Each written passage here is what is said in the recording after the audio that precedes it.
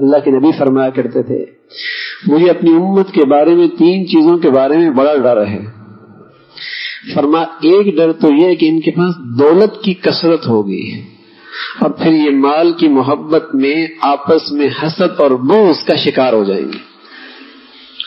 اور دوسرا فرمایا قرآن مجید ہر شخص کے سامنے کھل جائے گا اور ہر شخص قرآن کے معاملے میں رائے دے گا. میں یوں سمجھاؤں، میں یوں سمجھے. قانون کی کتاب کھول کر کوئی رائے نہیں دیتا، ڈاکٹری کتاب کھول کے کوئی رائے نہیں دیتا، لیکن یہ اللہ کا کلام ایسا ہے کہ ہر شخص اس میں اپنی رائے دیتا ہے. 2 چند الفاظ کیا پڑھ لیے اردو انگریزی کے کہ وہ مستقل مجتہد بن جاتا ہے، الامان والحفیظ. اور بس اوقات نیٹ اس کا استاد بنتا ہے، یہ اس کا شاگرد بنتا ہے، 1-2 حدیثیں دیکھ کر مسائل میں رائے دیتا ہے. حالانکہ سچی بات یہ ہے کہ بس اوقات حدیث کے ظاہری الفاظ ہوتے ہیں اور جب تک سارا ذخیرہ حدیث سامنے نہ ہو اس حدیث کا مطلب نہیں سمجھ سکتے. مثلا ایک حدیث ہے، بخاری کی روایت ہے، من ترک الصلاۃ متعمدا فقد کفر. ظاہری مطلب تو اس کا یہ ہے جو آدمی جان بوجھ کے نماز چھوڑ دے وہ کافر ہو گیا.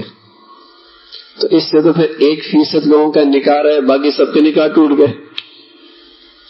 ظاہر ہے اس حدیث کے مطلب کو سمجھنے کے لیے میرے نبی کی پوری زندگی سامنے رکھنی پڑے گی اور آپ کے سارے ارشادات سامنے رکھنے پڑیں گے، صحابہ کی زندگی سامنے رکھنی پڑے گی، تب اس حدیث کا مطلب سمجھ میں آئے گا کہ اس حدیث کا مطلب یہ ہے کہ جو شخص جان بوجھ کے نماز چھوڑ دیتا ہے وہ ایسا ہے جیسے اس نے کافروں والا کام کیا.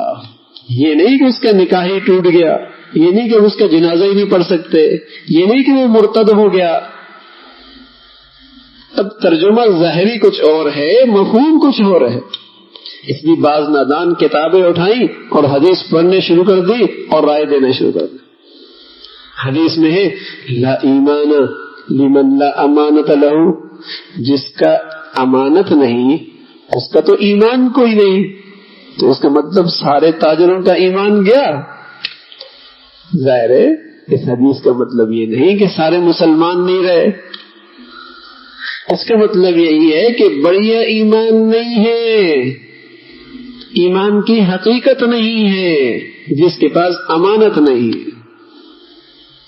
میرے عزیزو، بس اوقات ایک حدیث کو، ایک آیت کو سمجھنے کے لیے پورے احادیث کے ذخیرے پہ نظر ہونی چاہیے.